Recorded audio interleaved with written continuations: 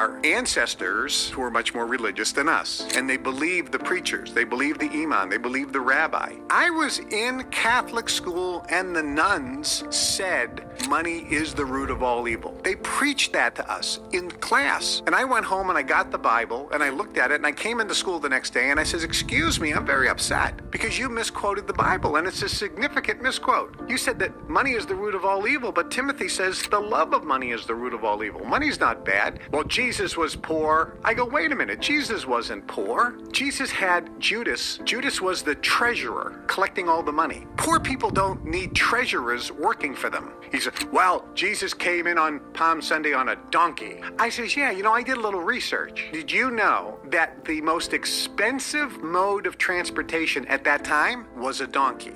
So Jesus was riding in the Rolls Royce at the time. It is so nice to know that I wasn't the only one growing up in that type of environment, nor was I the only one being fussed at for making the same arguments that this man made. I want to reiterate some of the things he said, but add a little bit more to it. So in the same way, I grew up with these religious family members, grandmothers, aunts, uncles, cousins, mothers, the whole deal. And of course, they just believed whatever the pastor said.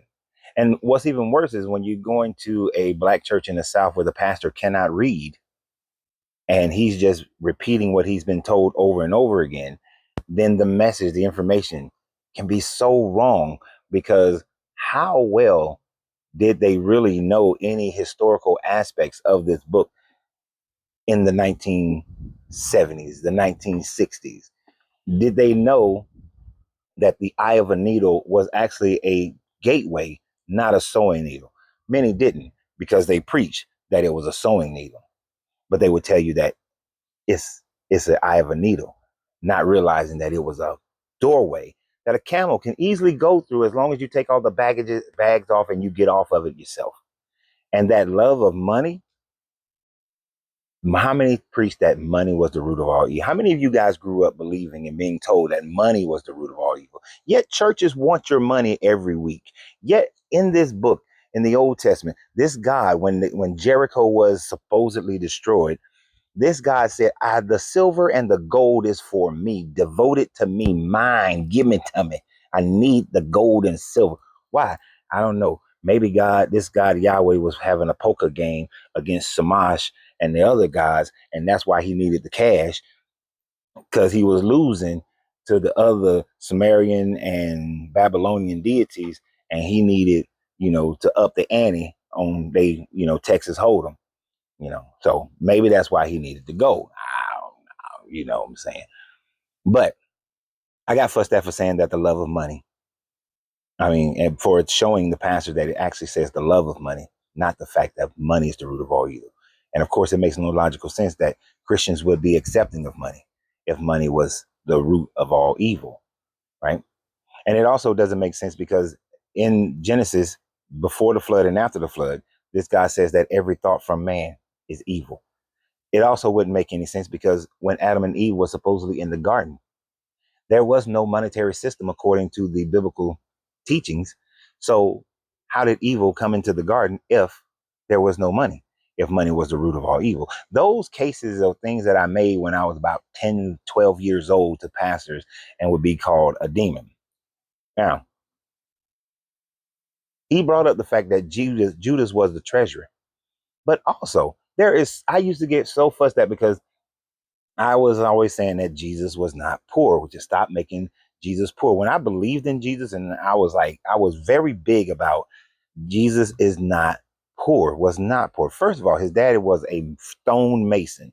The Bibles have changed the words into carpenter, but even as a carpenter, he still would have been a stone. He could have dabbled in stone masonry, but according to the fact that Nazareth was near an ancient Roman stone quarry, and that he was able to, according to the story in Matthew, able to travel to Egypt without having papers, that only stonemasons were able to do that at that time frame and throughout most of history. So he was a stonemason. So Jesus would have been a stonemason. Stonemasons, even up until today, if the ones who lay the bricks on all these houses, they make good money. They're not poor. So Joseph wasn't poor. Jesus was not poor. He was talented. He had skill set that was highly sought after in that time frame. Also, what also doesn't make him poor, Matthew. Matthew was a tax collector and became the accountant for Jesus.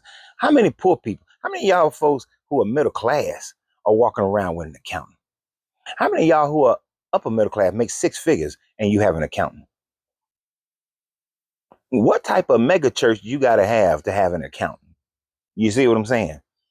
Jesus was not poor. The disciples were not poor. A couple other things that make you realize that they were not poor. When he first met Peter, Peter went out there with his boat. He cast his net. He caught a whole bunch of fish, but they started catching so many fish that Peter had to call in all his other boats. So Peter was not a poor fisherman in an agrarian society. Peter had to call in all the other boats.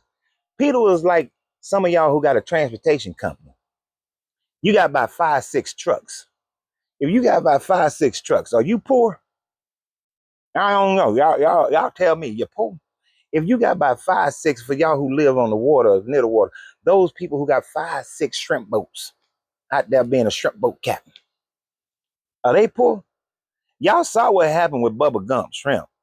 Once he had the Jenny 2 and the Jenny 3 and the Jenny 4, Bubba Gump Shrimp is what they got. That's right. He got more money than David Crockett. But Peter had multiple boats, multiple shrimp boats. Peter wasn't poor. Not even slightly. Peter wasn't poor.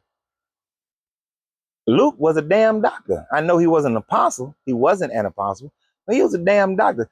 This no movement grows because the poor people make it grow. They have to have the leaders have to be those of means. Nobody's going to go out here and follow a poor person in a movement. That does not happen. You cannot go to somebody in the ghetto. Somebody might be poor, living in the hood, living in the ghetto, living in a trailer park, may be a great orator, maybe have great ideas, but they are not going to gain a following. And it's because they poor. People don't follow poor people. That's just how people are. Let's be real about that. So Jesus, with the treasurer, with the accountant, with the fishing fleet, was not poor. Oh, and by the way, when you look at the story when they fed the 5,000, the disciples said it would take us a month's wages to feed these 5,000 people. How many of you jokers can get with 12 of your friends and just 1 month pay go out and feed 5,000 men and an unknown number of women and children? How many of y'all can go do that? Poor people can't do that. Poor people aren't able to do that. You got to have a little means about yourself to go do that. You got to at least be up in the middle class if you're going to buy them make them some bologna sandwiches and stuff. But you at least got to be middle class and make bologna sandwiches. You know, you ain't making no fish sandwich. You ain't gonna have no fish fry for the people. You ain't have no, that's not happening. And then that last thing that he talked about, as far as this whole Jesus thing goes, I had to relight my stogie. So the last thing that he talked about, and many of you may wonder, how did he do the research? What research shows that riding a donkey was the Rolls Royce of the ancient world of the first century? There is but one piece of information that you need to go research in order to understand what he was saying in that one. And this is something that I knew about, never brought it up to a pastor because I was tired of getting cussed out as a teenager. But when Titus conquered Jerusalem in 70 AD, Titus entered Jerusalem riding a donkey with palm leaves being thrown down with great fanfare. Titus was the son of Vespasian. Vespasian had become emperor of Rome, or was on his way to become emperor of Rome, meaning that he was in Egypt waiting for the Senate to finish, and he was going to become Rome. Vespasian was the number 2 general with his son Titus at his side. Titus rode into Jerusalem on a donkey to show his opulence. Riding a donkey was big time back then. I know to us today that's like, ugh, but it's big time. You'd rather ride a horse, but no, they rode the donkey. That was big time, slow and easy, enjoying yourself. Ride that ass. Gotta ride that ass. So Jesus rode in on a donkey. He ain't poor. So y'all have a great day, and always remember, you have to free yourself to be yourself because your greatness is non-negotiable. Good journey, good vibrations.